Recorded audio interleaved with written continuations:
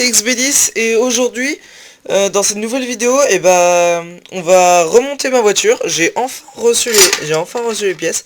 Ça fait une semaine que je les ai commandées, donc la dernière vidéo je l'ai sortie un peu tard parce que le montage a mis un peu de temps. Enfin je me suis pas trop mis dedans, donc du coup ça a mis un peu de temps.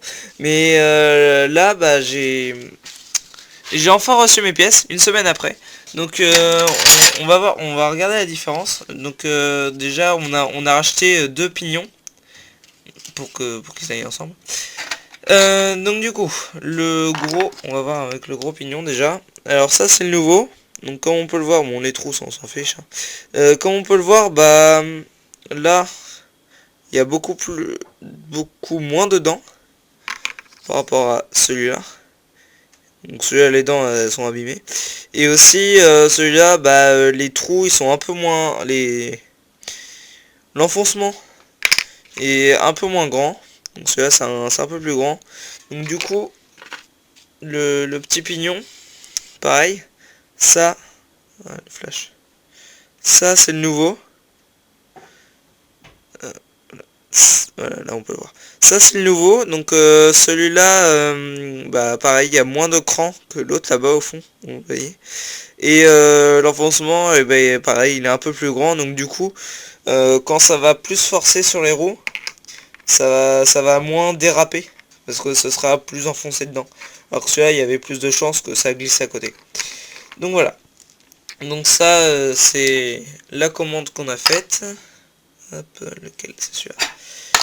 La commande qu'on a faite, donc il y avait ça, plus aussi, nous avions commandé, donc ça c'est les barres de transmission arrière, et celle de l'avant est toujours là, et là il y en a plus, donc du coup on a recommandé, donc oui, toutes les pièces qu'on a commandées, c'est des pièces de la Strada de Maverick, de la marque Maverick, donc c'est toute la Strada XB. Donc voilà, c'est exactement la même taille. J'ai testé à l'avant sur l'autre tout à l'heure. Bon là je l'ai remis pour la vidéo, hein. Donc j'ai testé, ça fonctionne, c'est parfait. Donc voilà, donc je suis super content. On va enfin pouvoir refaire la voiture, la remonter. Et dans cette vidéo, oh là, excusez-moi, j'ai eu mal à parler ce matin. Dans cette vidéo, on va remonter la voiture et j'espère que je vais pouvoir faire un test. Donc voilà. Donc oui, le différentiel, je l'avais démonté et en fait je l'avais mis du mauvais côté, le gros, le différentiel en lui-même quoi, gros pignon. Je l'avais démonté, donc du coup mettez-le pas de ce côté-là, mais de l'autre côté. Je me suis trompé, hein. Donc regardez bien. Là, quand il est comme ça, le gros pignon doit être de ce côté. Donc voilà.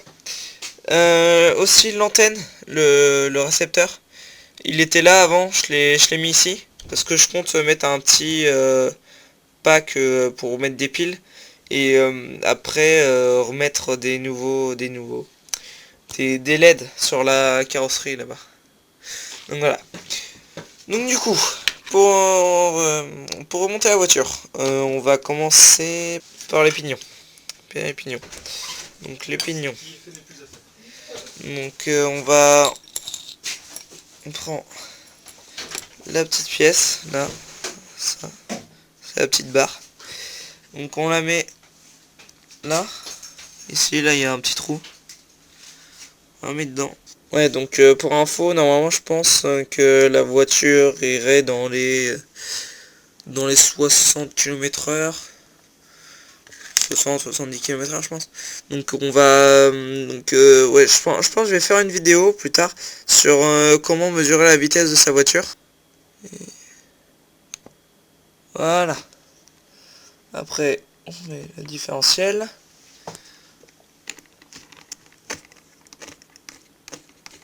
Et voilà. Donc ça c'est bon. Après je visse et on se retrouve après. La petite technique pour pouvoir pouvoir visser le moteur, c'est que vous vissez la première grosse vis, vous mettez bien tout, vous vissez tout, la grosse pièce là. Vous mettez bien la grosse vis du dessus avec le pignon qui est bien mis. Après vous enlevez et vous vissez la petite vis du dessous. Donc voilà, après pour l'instant, après le pignon vous pouvez peut-être un petit peu, non, dévissez le pas pour l'instant. On réglera après l'endroit du pignon pour bien le mettre. Après, oui, pensez bien à remettre les petites rondelles. Voilà. Donc pensez bien à mettre les petites rondelles là. Donc mettez les 6 rondelles plus la goupille. Père m'a aidé, donc au total on a mis, je crois, 5 rondelles. Je pense, ouais, on a mis 5 rondelles, on en a enlevé une. Parce que en fait là il y a une petite gorge, il y a un petit trou pour que la goupille puisse passer. Donc voilà, donc une fois que vous avez mis ça, hop, on remet ceci, voilà. On me fond les rondelles, en fait ça sert à ce que ça bouge pas trop et que ça s'enlève pas de la petite barre là qui permet de relier à la transmission. Donc après, une fois que vous avez fait ça, vous remettez ça, vous revissez en dessous et ensuite hop, vous réglez le petit pignon pour pas que ça serre trop le gros pignon. Enfin non, vous réglez pour que ça soit bien mis à la bonne hauteur. Donc là vous voyez, il faut que je le décale un petit peu. Et après vous dévissez un petit peu celle-là pour régler un petit peu le moteur. Donc il faudra un petit peu forcer parce que celle du tout normalement elle sera vissée à max. Donc vous décalerez un petit peu histoire que ça soit pas trop collé à ce gros pignon pour que ça glisse mieux. Et après il y aura plus qu'à graisser. Et oui, après on démontera le différentiel avant pour pouvoir mettre la grosse barre et avec ça aussi. Donc voilà, donc je fais tout ça et on se retrouve après. J'ai fini, j'ai démonté la transmission avant et je l'ai remise. J'ai remis la barre aussi.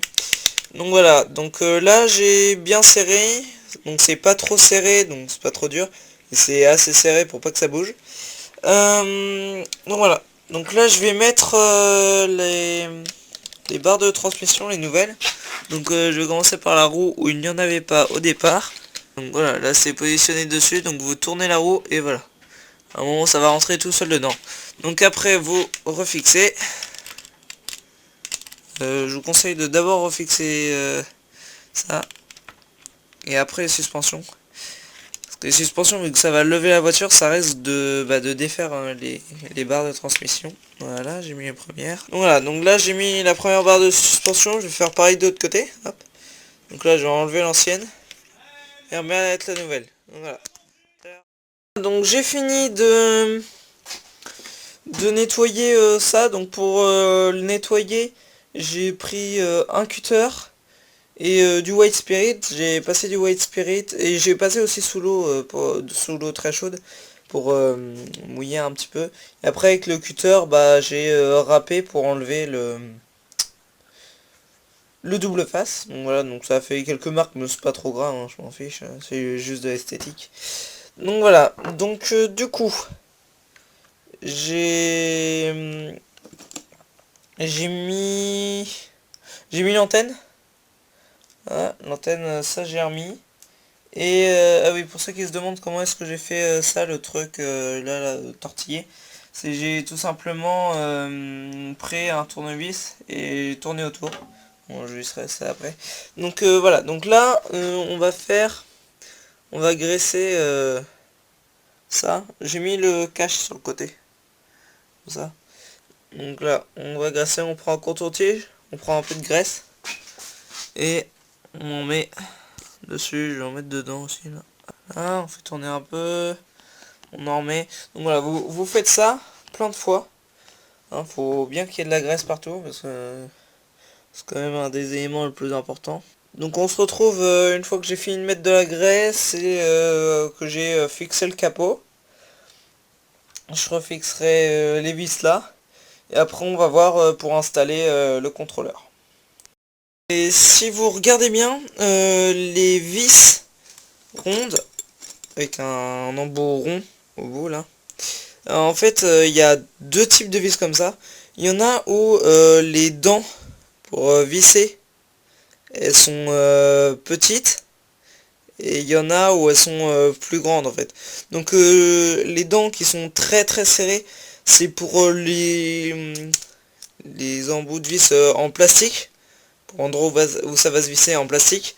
Et les plus grandes dents, ce sera pour ceux qui sont en fer, parce que bah, fer ça tient mieux que le plastique. Et le plastique, du coup, il y a besoin de plus d'endroits d'accroche, pour éviter que ça se défasse. Et donc voilà, donc après revisser ça là, et bon, on se retrouve pour mettre le...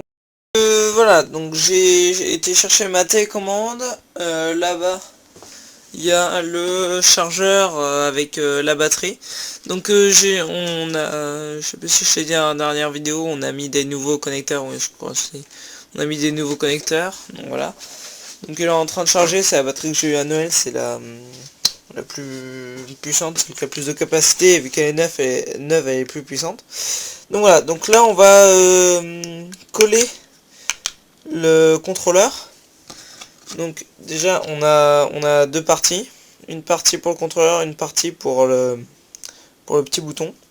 Donc on détache la partie du contrôleur et du bouton. Après on décolle une des faces, on décale, on colle dans ce sens là, je pense que ce sera mieux. Là. On met bien. Après on regarde. Ouais, c'est bon, c'est bien positionné. Après on enlève le dessus, donc désolé si ça reflète beaucoup, c'est parce que bah, il est blanc le scotch, enfin le revêtement il est blanc, donc du coup ça reflète avec le flash. On colle par dessus, ah bon. Voilà, et on fixe bien, voilà.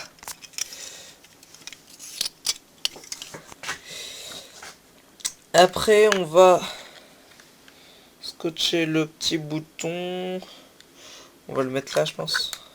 Hop, ici on met le petit bout de double face ici. Non. Là on enlève le deuxième et on colle et on appuie sur le côté. Et voilà, donc là c'est collé. Après on prend ceci. Après on va le mettre sur le deuxième truc. Donc attendez, je vais essayer de vous montrer. Bon, vous voyez le principe, hein, vous enroulez autour, comme ça. Vous serrez bien et après ça va faire ça va donner ça. Donc à tout à l'heure. J'ai terminé. En vérité, ouais, bof. Ça marche pas trop.